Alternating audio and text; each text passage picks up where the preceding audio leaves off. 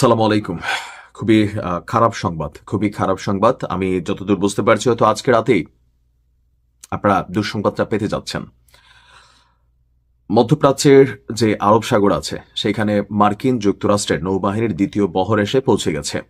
এর পাশাপাশি আরো বেশ কিছু যুদ্ধজাহাজ এবং কি বিমানবাহী যে রণতরী, ডেস্ট্রয়ার, ক্যারিয়ার, ফ্রিগেটার আরো যেগুলো আছে সেগুলোর ব্যাপক উপস্থিতি, এমনকি স্পেশাল চৌকস একটা বাহিনীকে মুভমেন্ট করিয়েছে মার্কিন যুক্তরাষ্ট্র।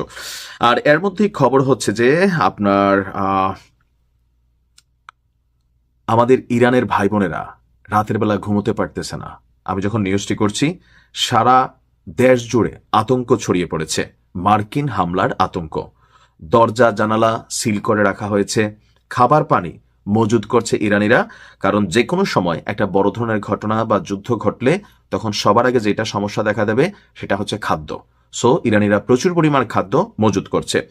এমনকি মেট্রোর নিচে যে বাংকারগুলো আছে, ইরান কিন্তু এরকম দিনের জন্য অনেক ধরনের মাটির নিচে বাংকার মেট্রোতে বা বিভিন্ন জায়গায় তারা তৈরি করে রেখেছে, সেগুলোকেও উন্মুক্ত করে দেওয়া হচ্ছে। অর্থাৎ যে কোনো সময় সম্ভাব্য একটা অভিযান চলতে যাচ্ছে, এটা ছোট আকার হবে না বুঝতে পারতেছি। রাত নামার সঙ্গে সঙ্গে ইরানিদের মধ্যে এক চাপাতঙ্ক ছড়িয়ে পড়েছে। এখন মার্কেটে আলোচনা আছে যে কোনো মুহূর্তে যুক্তরাষ্ট্র সামরিক হামলা চালাবে। আর এই শঙ্কা এখনো ইরানি জনগণদের মধ্যে আরো বড় আকার ধারণ করেছে। নিজেদের জানালাগুলো তারা শক্তভাবে বন্ধ করে দিচ্ছেন, প্রয়োজনীয় খাবার এবং পানীয় তারা মজুত করছেন। ইরানের জনগণ বলছে যে অপেক্ষা করছিলাম কখন আঘাতটা আসবে, সকাল পর্যন্ত ঘুমোতে পারছি না, বারবার জেগে উঠছি, বিস্ফোরণের কোনো শব্দ শুনি কিনি না। সেটাই কান পেতে শুনছিলাম। রাতে কি হয় দেখা যাক। আপনাদের খেয়াল থাকা দুইটা যখন বিস্ফোরণের ঘটনা ঘটছে দুইটা বড় শহরে, মানুষের মধ্যে আতঙ্ক কিন্তু ছড়িয়ে পড়েছে, যদিও এ নিয়ে নানান বক্তব্য আপনার এখানে সামনে আসছে। তো অনেকে বলছেন যে মানুষের আচরণ দেখে মনে হচ্ছে সবাই মানসিক ভারসাম্য হারাচ্ছে। ওরা ভাবছে যুক্তরাষ্ট্র হামলা করলে সব ঠিক হয়ে যাবে।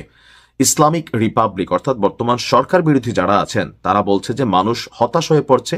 তারা এখন মনে করছে কেউ কেউ যে আমেরিকার এই অভিযান জরুরি।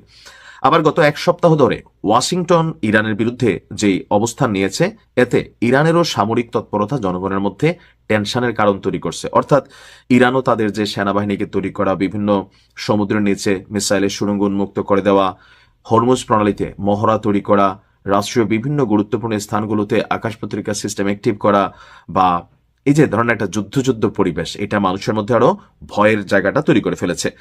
এছাড়া বলা হচ্ছে যে এই মুহূর্তে ইরানের জনগণের জন্য সরকারের বেশ কিছু বার্তাও আছে, সবাই যেন সাবধান থাকে। আমার কাছে মনে হচ্ছে ইরান সরকার সবচেয়ে বেশি যেটা নিয়ে বিপদে আছে সেটা হচ্ছে ভেতরে কে আসলে লুকিয়ে আছে, এজেন্ট।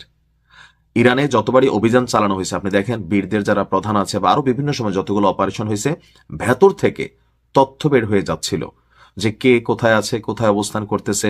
সুনির্দিষ্ট ছোট ছোট অভিযানের মাধ্যমে কিন্তু বড় বড় ঘটনা তখন ঘটাই দেওয়া হলো। তো ইরান সরকার এই মুহূর্তে আততায়ী বা ছদ্মবেশধারী নিজেদের মানুষ যারা পশ্চিমাদের কাছে অথবা আমেরিকার দুষ্টপুত্রের কাছে বিক্রি হয়ে গেছে, তাদেরকে ফাইন্ড আউট করা ইরানের জন্য এই মুহূর্তে সবচেয়ে বেশি ক্রিটিক্যাল। কার যে বিশ্বাস করবে কারে করবে না। তবে যতদূর জানি সর্বোচ্চ নেতা সহ প্রেসিডেন্ট সহ বেশ কিছু গুরুত্বপূর্ণ ব্যক্তিবর্গ যারা, তাদেরকে নিরাপদ জায়গায় লুকিয়ে রাখা হয়েছে, এমনকি তাদের তথ্য বিশেষ টিম ছাড়া বাকিদের কারোর কাছে নেই। আল্লাহ ইরানকে হেফাজত করুক। আসসালামু আলাইকুম।